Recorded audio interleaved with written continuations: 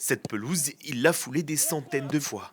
À 21 ans, Paul-Émile Mimo est latéral gauche dans l'équipe première de la Châtaigneraie, club dans lequel il joue depuis tout petit et pour lequel il jouera encore dimanche face au FC Lorient en Coupe de France.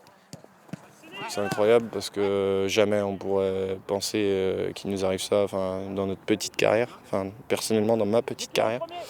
Donc c'est vraiment exceptionnel et on va prendre un max de plaisir jusqu'à dimanche 15h30 et après au combat.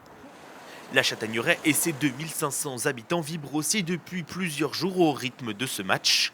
Chef d'atelier dans ce garage, Paul-Émile ressent au fur et à mesure que l'échéance se rapproche cette atmosphère au travail. Mes collègues me chambrent un petit peu, mais non, pas de clients. Les clients ne sont pas forcément au courant. Alors il y en a certains qui sont au courant, mais 3/4 des clients ne sont pas au courant. Sauf quand ils voient l'écharpe qui est juste au-dessus. Pour le jeune joueur, pas toujours facile de combiner vie professionnelle et vie sportive. Ça m'arrive quand j'arrive au foot, d'être un petit peu tendu, machin. Le coach me le dit assez régulièrement, surtout en début de saison. Plus tendu, forcément, le temps qu'on quitte le travail, j'ai 500 mètres à faire pour aller au stade, forcément, t'as pas le temps de forcément passer à autre chose tout de suite, quoi.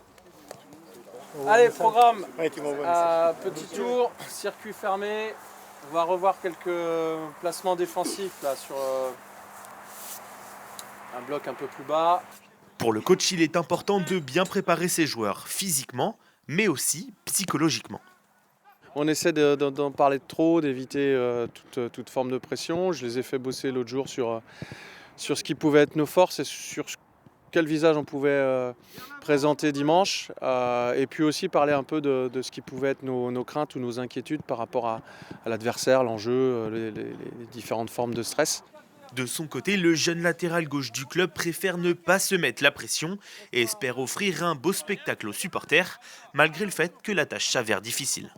Là, ça va aller très vite, je pense. Il va falloir qu'on prenne du recul, peut-être perdre un peu de terrain pour être au plus juste et leur laisser le moins d'espace possible. Mais je vais faire le maximum pour déjà me focaliser sur mon joueur et pas qu'il passe.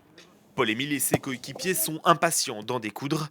Ce dimanche, au stade de La Roche-sur-Yon, ils vivront peut-être le plus grand match de leur carrière.